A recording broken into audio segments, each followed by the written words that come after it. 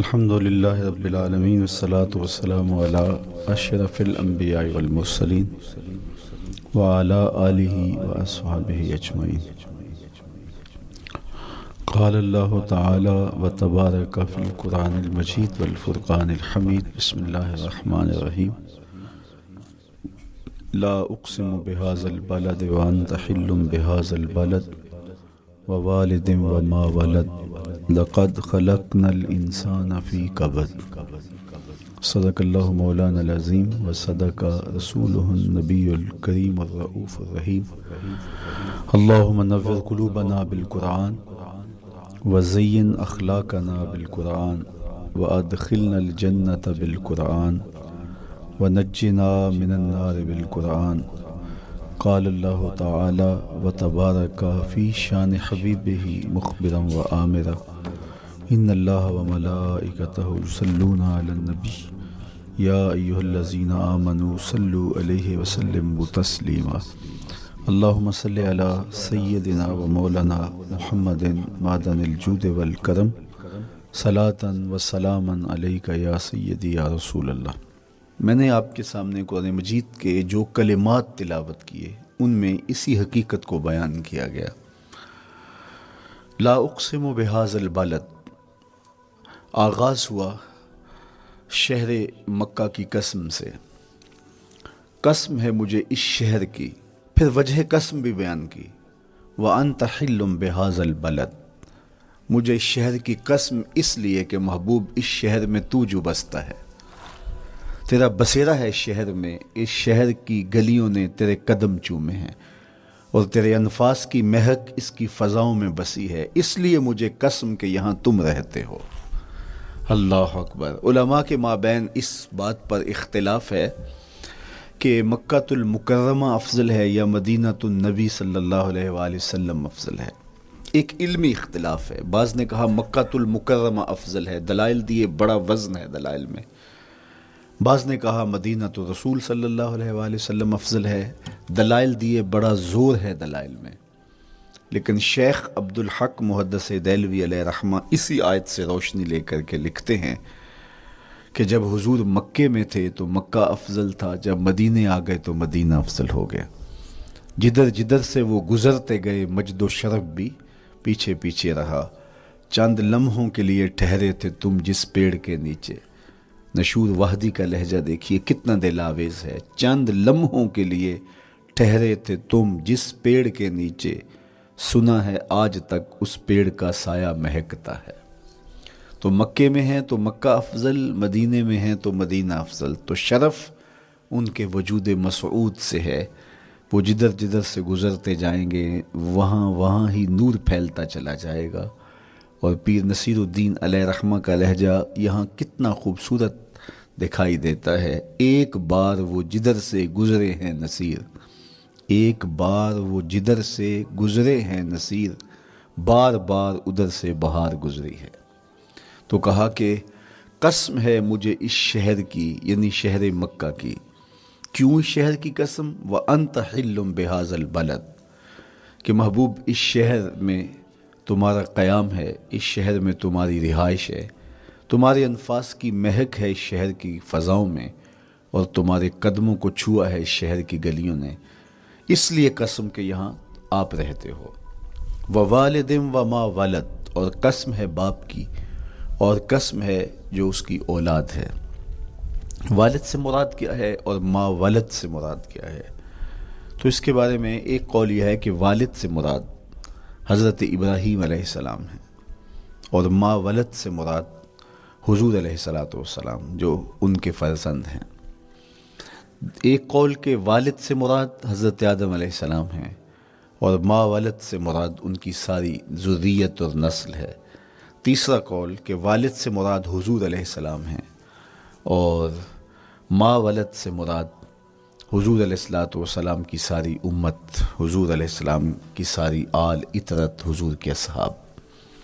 لیکن علماء نے پہلے قول کو ترجیح دی کہ مکہ المکرمہ کی قسم کی گئی تو پھر مناسبت بنتی ہے کہ حضرت ابراہیم کا ذکر بھی ہو، تو اس لیے والد سے مراد حضرت ابراہیم ہیں، اور ما ولد سے مراد حضور علیہ الصلوۃ والسلام کی ذات ستودہ صفات ہے۔ تو تین چیزیں ہوئیں جن کی قسم کی گئی۔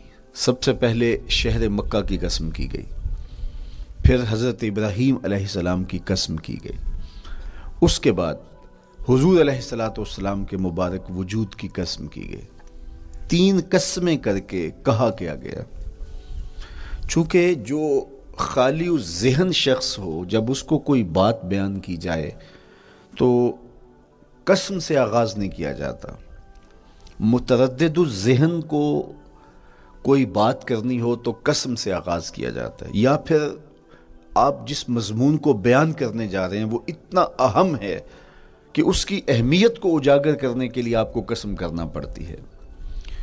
تو یہ جو ماں بعد کا مضمون ہے جس کو میرے رب نے بیان کیا، اس سے قبل ایک نہیں، دو نہیں، تین قسمیں کی، تو پھر کان تو کھڑے ہو گئے، سماعتیں تو بچھ گئیں کہ وہ کون سی شے ہے جس کو بیان کرنا مقصود ہے، اور اس سے قبل قسم پہ قسم کی جا رہی ہے۔ قسم محبوب شہر مکہ کی، قسم محبوب تیرے والد بزرگوار حضرت ابراہیم علیہ السلام کی، اور قسم تیرے پاکیزہ وجود کی۔ اب انسان بالکل سماعتیں بچھا کے منتظر ہے کہ قسم کی کس بات کی جا رہی ہے، کس بات پہ قسمیں ہو رہی ہیں۔ تو جواب آیا، قسم محبوب شہر مکہ کی جس میں آپ رہتے ہو، قسم آپ کے والد بزرگوار حضرت ابراہیم علیہ السلام کی، اور قسم آپ کے پاکیزہ وجود کی۔ لقد خلقنا الانسان فی کبد، ہم نے انسان کو مشقتوں میں رہتا پیدا کیا ہے۔ یعنی انسان کی زندگی کے اندر مشقتیں، مشکلیں، آلام، مصائب، حالات کی تلخیاں، سخت مراحل، یہ اس کی زندگی کا حصہ ہے، اور ہم نے اس کو ڈیزائن اس طرح کیا ہے کہ یہ ان ساری مشکلات سے نہ بردآزما ہوگا اور حالات کی تلخیوں کا مقابلہ کرے گا، اور خیر و شر کے ساتھ ساری زندگی اس کا تعلق رہے گا۔ تو یہ اگر سخت جان ہوا تو زندگی میں کامیاب اور بامراد ہوا، اور اگر یہ کمزور ہوا تو پیچھے رہ جائے گا۔ اور اس کے لیے جو قسمیں کی ہیں وہ تین ہیں۔ قسم کا اور جواب قسم کا تعلق ہوتا ہے، یعنی جس پہ قسم کی جا رہی ہے تو جو قسم کی جا رہی ہے اس کا کوئی آپس میں تعلق ہوگا۔ جب پھولوں کا ذکر کریں گے تو پھر اس کے متعلقات ہی بعد میں بیان کریں گے۔ کسی نے کہا تھا جنگل میں کوئی مے خار مرا ہے، جنگل میں کوئی مے خار مرا ہے، اسے انگور کے پتوں کا کفن دو۔ میاں جنگل میں مرنے والے شخص کو کسی اور درخت کے پتوں کا بھی تو کفن دیا جا سکتا ہے، لیکن صاحب مرنے والا مے خار ہے، اور شراب کشید کی جاتی ہے انگور سے، تو اس کو تو ٹھنڈ تب بھی پڑے گی کہ انگور کے پتوں کا کفن دیا جائے۔ تو مناسبات ہوتی ہیں۔ تو اب جب قسم کی گئی تو قسم تین چیزوں کی گئی، اور اس کی جواب قسم سے مناسبت کیا بنتی تھی؟ انسان کو مشقتوں میں رہتا پیدا کیا گیا، حالات کی تلخیوں سے گزرتا ہے، سخت تربیتی مراحل سے اس کو گزرنا پڑتا ہے۔ تو اس چیز کو بیان کرنے سے قبل تین قسمیں کی گئی۔ پہلی قسم میرے حضور کے پاکیزہ شہر کی، مکہ المکرمہ کی، اس لیے کہ مکہ المکرمہ میں دیکھ لیجئے کہ صحابہ اور حضور کے ماننے والوں نے کیسے تلخ زندگی کاٹی۔ شجر اسلام ثمر بار ہوا تو ہمیں تو یہ کھلے ہوئے پھول دکھائی دیتے ہیں، لیکن ہم نہیں بھول سکتے کہ بلال حبشی کی پیٹھ پہ کیسے کوڑے برسے اور احد احد کیسے پکارتے رہے۔ تو ہم اس منظر کو دیکھیں، مکہ کے ان حالات کو دیکھیں، تو اس لیے قسم کی مکے کی، اور پھر حضرت ابراہیم علیہ السلام کی قسم کی، چونکہ حضرت ابراہیم نے جس قدر اذیتوں سے گزر کر کے، مصائب آلام کا سامنا کر کے، حالات کی تلخیوں کا مقابلہ کر کے اپنا راستہ بنایا اور اپنے رب کی رضا پائی، وہ تاریخ کا ایک انوکھا باپ ہے۔ اس سے بڑھ کر کیا ہوگا کہ جلتی ہوئی آگ میں چھلانگ لگا دی رب کے حکم کی تعمیل میں، بیٹے کی گردن پہ چھری رکھ دی۔ یہ تماشا لب بام نہیں تھا، منا کی وادی میں وہ انوکھا واقعہ رقم ہوا کہ آج بھی تاریخ انگشت بدندہ ہے کیا ایک باپ، اور وہ اس بیٹے کو ذبح کرنے کے لیے آمادہ ہو گیا جو اس کی آنکھوں کا نور ہے اور دل کا قرار ہے، رب سے مانگ مانگ کے لیا، لیکن تعمیل ارشاد میں اس بیٹے کی گردن پہ چھری رکھنے کے لیے باپ تیار ہو جاتا ہے اور اس کو ذبح کرنے کے لیے آمادہ ہو جاتا ہے، حتیٰ کہ بیٹے کو لٹا لیتا ہے اور ہاتھ میں چھری پکڑ کے بیٹے کی گردن پہ رکھ کے پوری ہمت کے ساتھ جب چھری چلاتا ہے تو آواز آتی ہے فلما اسلم وتلہ للجبین ونادیناہ ان یا ابراہیم قد صدقت الرؤیا انا کذالک نجزی المحسنین۔ ابراہیم بس کرو، تم نے واقعی خواب پورا کر دکھایا۔ اپنی بیوی کو، اپنے نو مولود بچے کو وادی غیر ذی زرع میں چھوڑ آنا، جہاں کچھ بھی میسر نہیں تھا، یہاں آپ کو آپ کے ماں باپ چھوڑ کے جاتے ہیں، ایک خوبصورت آسودہ ماحول ہے، اور آپ کو جس مقصد کے لیے چھوڑ کے جا رہے ہیں تو وہ مقصد بھی آپ کی اور ان کے پیش نظر ہے، لیکن اس کے باوجود بھی جو ہے وہ آنکھیں نم ہو جاتی ہوں گی کہ ہم اپنی اولاد کو یہاں چھوڑ کے جا رہے ہیں، جبکہ ایک محفوظ پناہ گاہ میں آپ کو چھوڑ کے گئے۔ آپ کی تربیت کرنے والا ایک جو ہے وہ توانا طبقہ اور ایک توانا جو ہے وہ سٹاف موجود ہے جو آپ کی فکری، ذہنی، بدنی تربیت کے لیے کوشاں ہیں، لیکن اس کے باوجود بھی والدین محسوس کرتے ہیں لیکن اپنے نو مولود بچے کو وہاں چھوڑ کے جانا جہاں آب و دانہ بھی میسر نہیں تھا۔ مورخ اسلام فی جلندری نے اس وادی کا نقشہ کھینچتے ہوئے کہا، وہ وادی جس میں وحشت بھی قدم رکھتی تھی ڈر ڈر کے، جہاں پھرتے تھے آوارہ تھپیڑے بادے سر سر کے، جہاں پر گھاس اگتی تھی، جہاں نہ پھول کھلتے تھے، مگر وہ سرزمین تھی آسماں بھی جھک کے ملتے تھے۔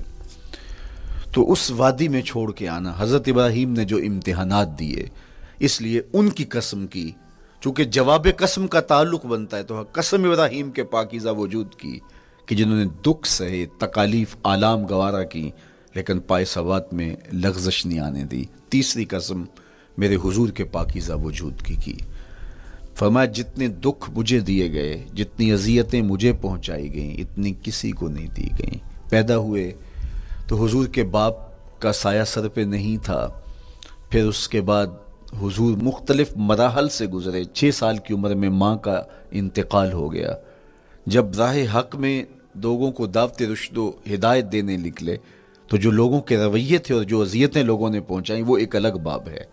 مکے کی گلیوں سے لے کے طائف کے بازاروں تک جن اذیتوں سے میرے حضور گزرے، ام المومنین سیدہ عائشہ رضی اللہ تعالیٰ عنہ فرماتی ہیں ایک دن حضور کی بارگاہ میں حاضری تھی تو ہم نے عرض کیا حضور کیا احد کے دن سے سخت دن بھی زندگی میں کبھی گزرا ہے؟ صحابہ کی نظر میں اس دن سے سخت دن کبھی زندگی میں نہیں آیا، اس لیے کہ جب 70 صحابہ کی لاشیں پڑی تھیں، حضور کے چچا حضرت امیر حمزہ شہید کر دیے گئے، اور نہ صرف انہیں شہید کیا گیا، ان کا مسئلہ کیا گیا، اعضائے بدنیاں کاٹ دیے گئے، ناک کاٹ لی گئی، زبان کاٹ لی گئی، بدن چیر کے کلیجہ نکالا گیا، اور پھر ان اعضاء کا ہار پرویا گیا، اور ہندا نے گلے میں ڈال کے رقص کیا، آنکھوں میں نیزے چبھوئے گئے۔ تو یہ دردناک دن تھا۔ تو حضور کے سر انور پہ سفید رنگ کی پٹی بندھی تھی اور چشمان رحمت میں آنسو تھے، اور بار بار فرماتے تھے ما فعل امی، میرے چچا کی کہانی سناؤ۔ تو یہ دردناک دن تھا جو صحابہ نے اپنی آنکھوں سے دیکھا۔ تو انہوں نے کہا حضور کیا احد کے دن سے سخت دن بھی کبھی زندگی میں آیا؟ ان کا خیال تھا کہ حضور فرمائیں گے ہاں یہ میرا زندگی کا مشکل ترین اور سخت ترین دن تھا، لیکن حضور نے فرمایا ہاں عائشہ، جب طائف کے بازاروں میں تیری قوم نے مجھے پتھر مارے تو یہ دن احد کے دن سے بھی سخت تھا۔ حضور ان کے 3 سرداروں کے پاس پیغام حق لے کے گئے، لیکن انہوں نے آگے سے جو رویہ اختیار کیا وہ اتنا اذیت ناک تھا۔ حضور نے فرمایا کہ ٹھیک ہے، میں تمہاری خیر خواہی کا جذبہ لے کے تمہارے تک پہنچا ہوں، تم نے میری دعوت کو قبول نہیں کیا، تمہاری مرضی، تمہارا مقسوم، چلو اب یہ بات میرے اور تمہارے درمیان رہنی چاہیے، اس بات کو راز رہنا چاہیے، اہل مکہ تک یہ بات نہ پہنچے۔ انہوں نے کہا ہم کیوں راز رکھیں، بلکہ اوباشوں کے ہاتھ میں پتھر دے دیے، اور حضور جب واپس ہونے لگے تو وہ حضور کے پاؤں پہ سنگسنی کرتے، حضور اپنا ایک پاؤں اٹھاتے تو دوسرے پاؤں پہ مارتے، شدت درد اور احساس کرب سے حضور بیٹھ جاتے تو ان کے غنڈے دائیں بائیں سے بڑھتے اور کندھوں سے پکڑ کے حضور کو اٹھاتے اور مشق سنگزنی کرتے۔ نالین خون سے بھر گئے، لخت لخت زخمی ہوا۔ اللہ اکبر، کیا دردناک لمحے تھے، کیا تکلیف بری گھڑیاں تھیں. تو کہا کہ جب طائف کے بازاروں میں تیری قوم نے مجھے پتھر مارے تو یہ دن احد کے دن سے بھی سخت. اور پھر حضور نے جو کہا سنیے، اللہم اہد قومی فإنہم لا یعقلون. اے اللہ میری قوم کو ہدایت دے دے، یہ مجھے جانتے نہیں. اگر جانتے تو ان کا میرے ساتھ یہ رویہ نہ ہوتا. تو پتھروں کے جواب میں دعائیں دینا پیغمبروں کا حوصلہ ہوتا ہے. اللہ اکبر. مورخ اسلام حفیظ جلندری نے کیا خوبصورت پیرائے میں نقشہ کھینچا کہ حضور ہاتھ اٹھا کے دعا مانگ رہے ہیں، الہی کرم کر کو سارے طائف کے مکینوں پر، الہی پھول برسا ان پتھروں والی زمینوں پر. تو حضور نے دکھ سہے، تکلیفیں سہی. اب 3 قسمیں کی. شہر مکہ کی قسم جہاں حضور کے صحابہ نے تکلیفیں سہی، اس شہر کی گلیوں میں انہیں گھسیٹا گیا اور ان کو کچی کھالوں میں لپیٹ کے دھونیاں دی گئیں، انہیں اذیت ناک مراحل سے گزارا گیا. حضرت ابراہیم مشکل سے مشکل زندگی کاٹی اور رب کی رضا جوئی کے لیے کوشاں رہے. اور میرے حضور نے سخت ترین اذیتوں، مقاومتوں، مخالفتوں اور تکلیفوں کا سامنا کیا. تو ان 3 چیزوں کا حوالہ دے کر، ان 3 چیزوں کی قسم کر کے اب انسان کو بتایا جا رہا ہے کہ تم مشکلات سے تمہیں گزرنا پڑے گا، حالات کی تلخیاں تمہیں سہنی پڑیں گی. کسی مرتبے تک پہنچنے کے لیے تمہیں پھر تکلیفوں کی راہ اختیار کرنی پڑے گی. تم کون ہوتے ہو؟ میرا محبوب ہو تو تکلیفیں وہ بھی اٹھائے. 2 جہاں کا مالک ہو اور طائف کے بازاروں میں اس کے پاؤں پہ بھی پتھر پڑیں، اور کونین کا سردار ہو اور ان کے اوپر اوجری ڈال دی جائے، کائنات کا مالک ہو اور ان کو مکے کی گلیوں کے اندر ان کے گلے میں عقبہ بن ابی معیط کپڑا ڈالے اور تاؤ دے. تو کیا ان مشکلات سے تم بچ سکتے ہو؟ جب تم کسی منزل تک پہنچنا چاہتے ہو تو پھر یہ حوالے ماضی کے دیکھ لو. 3 قسمیں کر کے اس حقیقت کو بیان کیا. ابراہیم علیہ السلام کے وجود کو دیکھ لو، حضرت مصطفیٰ کریم علیہ السلام کی ذات ستودہ صفات کو دیکھ لو، اور مکے کی گلیوں میں صحابہ کے ساتھ جو ظلم اور جبر ہوئے اور انہوں نے جو مصیبتیں اور مشقتیں کاٹی وہ ساری دیکھ لو. تو 3 قسمیں کھا کر کے کہا کہ بے شک انسان مشقتوں میں رہتا پیدا کیا گیا ہے.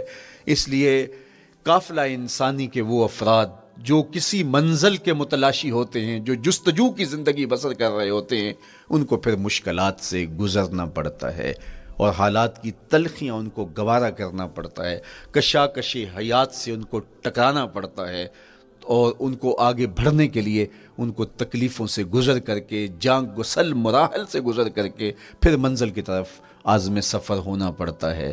کیا میں نے اس خاکدان سے کنارہ جہاں رزق کا نام ہے آب و دانہ، پلٹنا جھپٹنا جھپٹ کر پلٹنا لہو گرم رکھنے کا ہے ایک بہانہ. پرندوں کی دنیا کا درویش ہوں میں کہ شاہی بناتا نہیں آشیان. تو زندگی مشکل مراحل سے گزر جانے کا نام ہے. اقبال نے کہا تھا ہے شباب اپنے لہو کی آگ میں جلنے کا نام. یہ زندگی آسان نہیں ہے، یہ حالات کی تلخیوں کا مقابلہ کرنے کا نام ہے، یہ ضبط نفس کا نام ہے، یہ اپنے من کی تربیت کا نام ہے. حضرت امام راضی آیت کریمہ کے تحت لکھتے ہیں کہ جب بچہ شکم مادر میں ہوتا ہے تو وہ 3 پردوں میں ہوتا ہے، ایک جھلی کا پردہ، ایک رحم مادر کا پردہ اور ایک پیٹ کا پردہ. تو 3 پردوں میں وہ بیچارہ بڑی عجیب سی حالت میں ہوتا ہے. یہ اس کا پہلا مرحلہ ہے تخلیق کے بعد. اس کے بعد پیدائش کا دوسرا مرحلہ ہے. یہ زچہ بچہ دونوں کے لیے موت و حیات کے مرحلے ہوتے ہیں. اس کے بعد وہ پیدا ہوا، اس دنیا پہ آیا تو اس کی مشکل کیا ہے؟ زبان ہے، بولنا نہیں جانتا، دیکھتا ہے پہچان نہیں سکتا، سنتا ہے سمجھ نہیں سکتا، ہاتھ ہیں پکڑ نہیں سکتا، ٹانگیں ہیں چل نہیں سکتا. کتنی مشکل بن گئی. یہ سب کچھ چیزیں ہونے کے باوجود بھی وہ بے بس دکھائی دیتا ہے. اس کو دودھ مانگنے کے لیے بھی رونا پڑتا ہے. تو یہ ایک مرحلہ تھا. پھر آہستہ آہستہ اس نے بولنا سیکھا، ایک ایک حرف کر کے، لفظ لفظ جوڑ کے وہ جملے مکمل کرتا رہا. آج تو زبان کا طوطی بولتا ہے، آج تو بات کریں تو جو ہے وہ ماحول تھم جاتا ہے. لیکن انسان ذرا پلٹ کے آغوش مادر میں تیری ماں نے ایک ایک حرف تجھے سکھایا تھا، ایک ایک لفظ تجھے سکھایا تھا، لفظ لفظ کر کے، حرف حرف کر کے جملے بنے. اور آج تیری گفتار کی شوخی کے تذکرے زمانے میں ہیں تو پھر تجھے بولنا سکھایا. تو چل نہیں سکتا تھا، آج تیری جو ہے وہ جولانیاں دیکھنے والی ہیں، تیری رفتار کو کوئی چھو نہیں سکتا ہے، تیری آنکھوں کی بجلیاں آج عقابوں سے بڑھ کر ہیں، آج تیرے کانوں کے اندر نغموں کا جہاں آباد ہے، آج تیرے ہاتھوں کی گرفت کہ آگے شیر غراں بھی ہو تو وہ بھی بے بس ہو جاتا ہے، لیکن دیکھ تو کتنا مجبور تھا۔ اچھا چلو وہاں سے آگے آئے، پھر زندگی کو سیکھنا پڑتا ہے، آداب سیکھنے پڑتے ہیں، کس سے کیا بات کرنی ہے سیکھنا پڑتا ہے، آگے بڑھے، جوانی کی دہلیز پہ پہنچے۔ جوانی انسان کی زندگی کا باقپن ہوتا ہے، عروج ہوتا ہے، اللہ اکبر، لیکن جوانی کو تقدس معاب رکھ کے منزل تک پہنچانا یہ سب سے مشکل مرحلہ ہوتا ہے، چونکہ جذبات بے قابو ہیں، خواہشیں آوارہ ہیں، اور تا حد نظر نظارے ہی نظارے جو دل کو کھینچتے ہیں۔ اب اپنے تقدس کو جو شخص محفوظ رکھے، کائنات میں سب سے قیمتی جوہر حضرت انسان کا اس کی عصمت کا جوہر ہے، اور سب سے حسین چہرہ وہ ہے جو جنسی کالک سے اپنے آپ کو بچا لے۔ تو جوانی ہو، باقپن ہو، اور پھر اپنی خواہشات کو بے قابو نہ ہونے دیا جائے، سب سے مشکل مرحلہ پوری زندگی میں یہ آتا ہے۔ کسی نے کہا تھا کتاب زیست کا ایک اور باب بیت گیا، شباب بیت گیا، ایک عذاب بیت گیا۔ تو شباب کا ختم ہونا اور اس کو خیریت سے منزل تک پہنچنا، یہ کتنا بڑا مشکل مرحلہ ہوتا ہے، جس کا جوانی میں باطن کا چہرہ مسخ ہو جاتا ہے اور جنسی کالک سے جو چہرہ آلودہ ہو جاتا ہے، اس کا عفت کا دامن داغدار ہو جاتا ہے۔ تو اس لیے وہ چہرہ تاباں ہے، وہ چہرہ روشن ہے، وہ چہرہ منور ہے جو اپنے آپ کو کالک نہیں لگنے دیتا اور اپنی عصمت کی حفاظت کرتا ہے۔ میرے حضور نے بھی ارشاد فرمایا، سبعۃ یظلھم اللہ تعالی فی ظلہ یوم لا ظل الا ظلہ، 7 اشخاص ایسے ہیں قیامت کے دن جب کوئی سایہ نہیں ہوگا، اللہ ان کو اپنے عرش کا سایہ عطا کرے گا۔ ان میں سے پہلا شخص امام عادل حکمران، دوسرا شخص وشاب نشأ فی عبادت اللہ، وہ جوان جس کی جوانی اللہ کی عبادت میں بسر ہوئی۔ تیسرا وہ شخص ورجل قلبہ معلق بالمساجد، وہ شخص جس کا دل مسجد میں لگتا ہے، مسجد میں جمتا ہے۔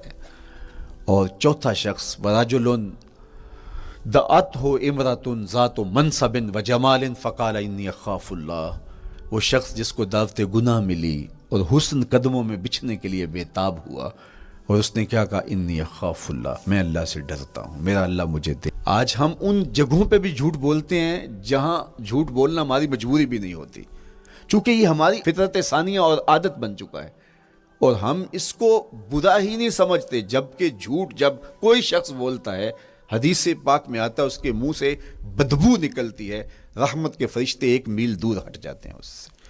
اور سویر سے شام تک جب ہمارے معمولات یہ ہوں تو پھر ہم کہاں کھڑے ہیں اور رحمت کے فرشتے کہاں کھڑے ہیں؟ تو حضور علیہ الصلوۃ والسلام کی سنت کا اتباع حضور کی محبت کی دلیل ہوگی۔ امام قرطبی نے لکھا ہے، اللہ کی محبت کا کوئی دعویٰ کرے تو کیا دلیل ہوگی کہ یہ واقعی محب الہی ہے؟ تو کہا اللہ سے محبت کا دعویٰ کرنے والے کے لیے دلیل یہ ہے کہ وہ قرآن سے پیار کرے۔ قرآن سے پیار اور قرآن سے محبت کی دلیل یہ ہے کہ حضور کا پیار سینے میں رکھے۔ حضور سے محبت کی دلیل یہ ہے کہ سنت رسول سے پیار کرنے والا ہو، اور سنت رسول سے پیار کرنے کی دلیل یہ ہے کہ بدعات سے اجتناب کرنے والا ہو۔ ہر وہ طریقہ جو میرے حضور نے نہیں دیا اس کو اختیار نہ کرے، اس طریقے کو اختیار کرے جو حضور علیہ الصلوۃ والسلام کا عطا کرتا ہے۔ تیسری بات، عقل الحلال، یہ وہ بنیادی اصول ہیں جو ہماری زندگیوں میں اتر جانے چاہیے، اور ہم ایک صالح اور خوبصورت انسان بن کے اس معاشرے کا حصہ بن سکتے ہیں۔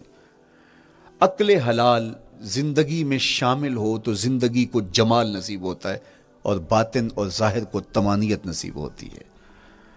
اگر رزق پاک نہیں ہے تو آپ کعبے بھی جائیں تو وہاں بھی آپ محروم پلٹیں گے۔ میرے حضور علیہ الصلوۃ والسلام نے فرمایا، ایک بندہ لمبا سفر کر کے گیا، اشعث اغبر کے لفظ ہیں کہ اس کے بال بکھرے ہوئے ہیں، سفر کی گرد پڑی ہوئی ہے، اور لباس بھی پھٹا ہوا ہے، شکستہ حالت، پراگندہ صورت، اور کھڑا ہے کعبۃ اللہ کے سامنے، یمد یدیہ، دونوں ہاتھ لمبے کر کر کے دعا مانگ رہا ہے، اور کیا کہتا ہے، اے اللہ، اے اللہ، وَمَطْعَمُهُ حَرَامٌ व मशरबहु हरामुन व मलबसहु हरामुन व गुज़िया बिल हराम। फरमाया उसका खाना हराम का है, उसका पीना हराम का है, उसने जो लिबास पहना वो हराम का है। मेरे हुजूर फरमाते हैं बताओ उसकी दुआ कैसे कबूल होगी। अब लंबा सफर काट के हरम काबा में पहुंचे, गुलाफ को पकड़ पकड़ के दुआएं कर रहा है, लंबे लंबे हाथ करके दुआएं मांग रहा है, मुल्तजम से लिपटा हुआ है, हतीम में सजदा रेज होके रो के दुआएं मांग रहा है, लेकिन दुआ कबूल नहीं होती। क्यों? इसलिए कि उसके पेट में लुकमा हराम का है, उसके बदन पे लिबास हराम का है। तो इस्लाम ने जितना जोर हलाल कमाने, हलाल खाने और हलाल इख्तियार करने पर दिया है, तो एक मोमिन अगर इस्लाम के मुबादियात से भी आगा हो तो उसकी तो ज़िंदगी के अंदर जो है वो हराम घुस ही नहीं सकता है, बल्कि वो मशकूक से भी इज्तिनाब करे। चौथी चीज़ कफ़ुल अज़ा, अपने आप को ऐसा बनाओ कि तुम्हारे वजूद से किसी को ज़रर और तकलीफ़ ना पहुँचे। हमारा इस्लाम तो हमें ये बताता है कि तुम प्याज या लहसुन खा के मस्जिद में ना जाओ कि तुम्हारे मुंह से जो स्मेल आती है उससे किसी को तकलीफ ना पहुंचे। तो ये इस्लाम की दी हुई तालीमात हैं कि मस्जिद में भी जाना है तो अपने आप को देखो कि तुम्हारी हालत क्या है, तुम्हारी वजह से किसी को तकलीफ ना पहुंचे, तुम्हारे रवैये इतने खूबसूरत हों, तुम्हारे हमसाए बताएं कि ये वाकई मुसलमान है। मुसलमान की तारीफ की गई, अल मुस्लिम मन सलिम अल मुस्लिमून मिन लिसानिही व यदिही। मुसलमान कौन है? जिसके हाथ से, जिसकी जुबान से दूसरा मुसलमान भाई महफूज है, तो वो मुसलमान है। अल्लाह अकबर। हम ये जो कहते हैं अस्सलामु अलैकुम, इसको कहते हैं तहियतुल मुस्लिम, मुसलमान का तहय्युत। तो इसमें इसके मानी पे गौर करें तो हम उसको ज़मानत दे रहे होते हैं, अस्सलामु अलैकुम, तेरे ऊपर सलामती हो। तो हम अपनी जानब से उसे ज़मानत देते हैं, मेरे भाई मेरी तरफ से तेरी इज़्ज़त, तेरी जान, तेरी आबरू सलामत है, अब मेरी जानब से तू परेशान नहीं होना, मैं तुझे सलामती की ज़मानत देता हूँ। और वो आगे से क्या कहता है, वालेकुमुस्सलाम, मेरे भाई फिर मेरी जानब से भी तेरा सब कुछ महफूज है। अगर सलाम का मफ़हूम अच्छी तरह हमारी रूहों में उतर जाए तो फिर ऐसा हो नहीं सकता कि हम जिसको अस्सलामु अलैकुम कह दें फिर उससे हम धोखा करें या उसकी आबरू पे हमलावर हों या उसके माल पे हमलावर हो जब अस्सलामु अलैकुम कह दिया। चूँकि जो हमें लफ्ज़ बोलने के लिए कहा गए हैं उसके पीछे फ़लसफ़ा है लफ्ज़ों का। ये फूल है, इनको देख कर सुबहान अल्लाह कहने का कहा गया है, पहाड़ों को देख के अल्लाह अकबर कहने का कहा गया है। पहाड़ों को देख के सुबहान अल्लाह कह दें और फूलों को देख के अल्लाह अकबर कह दें, ऐसा क्यों नहीं कह देते? लेकिन नहीं, इसलिए कि जब पहाड़ों को देखते हैं तो दिल में उनकी हैबत पैदा होती है। इतने बड़े पहाड़, समुंदर को देखते हैं तो उसकी हैबत पैदा होती है, इतना बड़ा समुंदर ता हद नज़र फैला हुआ, तो जब उसकी बड़ाई पैदा होने लगती है तो फ़ौरन पलटाया गया अल्लाह की बड़ाई की तरफ और कहा बोल अल्लाह अकबर, ये नहीं मेरा अल्लाह बड़ा है। और फूल को जब देखा तो इसकी लताफत की तरफ उलझने लगे, कितना खूबसूरत है, दर्जों में कैसे खुशबू बसी हुई है, कैसे रंग हैं, कैसे जमाल हैं। अल्लाह अकबर। वो क्या किसी ने कहा था ना कि दर्जों की लताफत में खुशबू ने अमा पाई, गुल चीरने वाले ने किस शान से चीरा है। तो क्या कमाल है यार, क्या पत्तियां हैं, क्या रंग है, क्या खूबसूरती है, क्या लताफत है। उलझने लगे, कहा बोल सुबहान अल्लाह, ये क्या है, जिसने रंग भरे हैं वो पाक है। तो तेरा दिल उलझ ना जाए तो जो हम बोलते हैं लफ्ज़ जहां भी बोलते हैं उसके पीछे एक फ़लसफ़ा होता है। अस्सलामु अलैकुम ये तहियतुल मुस्लिम है। जब हम किसी को कहते हैं अस्सलामु अलैकुम तो उसको हमने ज़मानत दे दी, बस बात ख़त्म, अब जो है वो मेरी जानब से तू महफूज है। लेकिन हम सलाम भी ले रहे होंगे और हाथ भी काट रहे होंगे और उसकी जेब भी काट रहे होंगे, फिर सलाम नहीं लिया, हमने मुनाफिकत की है। तो कफ़ुल अज़ा चौथी चीज़। और पांचवी चीज़ इज्तिनाबुल मासी, गुनाहों से अपने आप को बचा के रखना। नेकी करना बहुत अहम है, लेकिन नेकी करने से ज़्यादा हम अपने आप को गुनाहों से बचाना है। चूँकि शर की कुव्वतें हमारे साथ जुड़ी हुई हैं, इसलिए अपने आप की हिफाजत जब हम करेंगे तो हम एक अच्छी सूरत में आगे बढ़ेंगे। और छठी चीज़ वो है अत्तौबा। तौबा तसलसल के साथ करते रहिए। ये तसव्वुर के बुढ़ापे में तौबा करेंगे, ये तसव्वुर कहाँ से आया? या हमारे यहाँ आजकल ये कल्चर पैदा हुआ है कि लैलतुल क़द्र या शबरात के दिन सारे जुड़ के तौबा करने बैठ जाते हैं और पूरा साल अपनी मर्ज़ी की ज़िंदगी गुजारते हैं। ऐसा नहीं है। मेरे हुजूर के दामन पे एक भी गुनाह का धब्बा नहीं था। हम नबियों की इस्मत के कायल हैं, किसी नबी पर कोई गुनाह کا دھبا نہیں ہوتا. اگر اس امکان کو بھی تسلیم کر لیا جائے تو ساری شریعت مشکوک ہو جاتی ہے.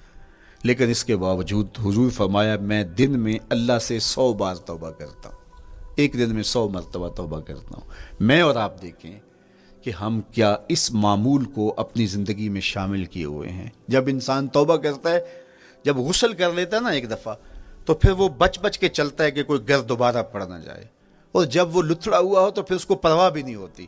اس لیے ہمیں بار بار غسل کرنے کی, بار بار توبہ کرنے کی تلقین کی گئی ہے تاکہ ہم پھر نئے گناہوں سے بچتے رہیں گے. تو اپنی زندگی میں توبہ کا تسلسل کیجئے, شام سویرے صبح بار بار اللہ سے توبہ کی اور رجوع کیجئے.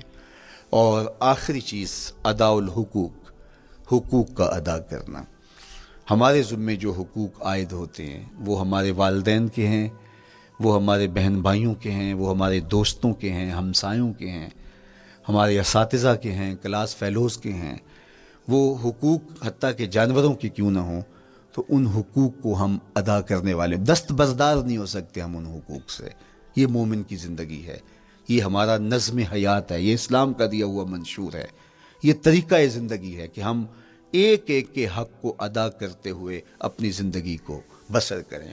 بالخصوص میں طلباء سے مخاطب ہوں کہ یہ عمر تربیتی اعتبار سے سب سے اہم عمر ہے. سیدنا علی المرتضیٰ رضی اللہ تعالیٰ عنہ فرماتے ہیں کہ 15 سال سے لے کر کے 20 سال تک کی عمر میں انسان کے نظریات پختہ ہوتے ہیں اور اس کی عادتیں جمتی ہیں. یہ دوسرے کہتے ہیں 13 سے 19 سال تک کی عمر, وہ کہتے ہیں یہ بڑی اہمیت کی حامل ہے. تو 13 سے 19 سال یا 15 سے 20 سال تک کی عمر, بعض کا تو ہوتا ہے کہ ابھی بچے ہیں, ماں باپ بھی سستی کرتے ہیں کہ ان کو تہجد کا عادی اب کیوں بنائیں, ابھی تو یہ بچے ہیں, ان کو ان چیزوں سے, چھوٹی چھوٹی چیزوں کا عادی اب کیوں بنائیں, جب بڑے ہوں گے, سمجھدار ہوں گے, ذمہ داریوں کا بوجھ آئے گا, سب کچھ کر لیں گے.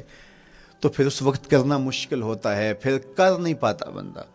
تو جو سیکھنا ہے, جو عادتیں پختہ کرنی ہے, وہ اسی زندگی میں ہوتی ہیں. تو یہ آپ کا ایک موقع ہے, آپ کو ایک ماحول فراہم ہوا ہے.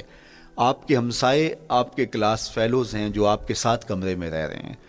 ہمسائیگی کے حقوق ادا کرنے کا جو انداز ہے وہ یہاں ہی سیکھیے اور اپنے اندر اس کو متحقق کیجیے اور پختہ کیجیے. اسی طرح اپنے گفتگو کے لہجوں میں شائستگی, اپنے انداز کے اندر خوبصورتی اور اپنے رویوں کے اندر جمال پیدا کرنے کی کوشش کریں. اپنے آپ کو مؤثر بنائیں اور شریعت کے بتائے ہوئے اصولوں اور ضابطوں کے مطابق آپ جب زندگی کے چند دن گزار لیں گے, پھر زندگی گزارنے کا نشہ آنے لگ جائے گا. چونکہ جب ہم اپنی خواہش کی زندگی گزارتے ہیں تو پھر ہم خود بے چین اور مضطرب ہوتے ہیں, اس لیے کہ ہمیں اس طرح زندگی گزارنی چاہیے جس طرح ہمارے رب نے ہمیں بتایا ہے. آپ کوئی بھی مشین خریدتے ہیں, کوئی بھی چیز لیتے ہیں, تو اس کے ساتھ چھوٹی سی بک دیتے ہیں آپ کو, اس کا طریقہ استعمال بتاتے ہیں کہ اس کو یوں استعمال کرو گے تو دیر پا اس کے فوائد حاصل کرو گے. اگر یہ مائک ہم اس طرح استعمال نہیں کرتے, اپنی خواہش سے استعمال کریں گے, تو پھر نتیجہ کیا ہوگا کہ تھوڑے دنوں کے بعد جو ہے وہ خرابی کی طرف سلسلہ چلے گا. اس طرح یہ وجود جس پاکیزہ ذات نے بنایا ہے, اس نے ہمیں بتایا ہے کہ اس کو استعمال کیسے کرنا ہے اور اس زندگی کو کیسے گزارنا ہے. اور پھر انسان کو ایک ماڈل اور نمونہ بھی چاہیے.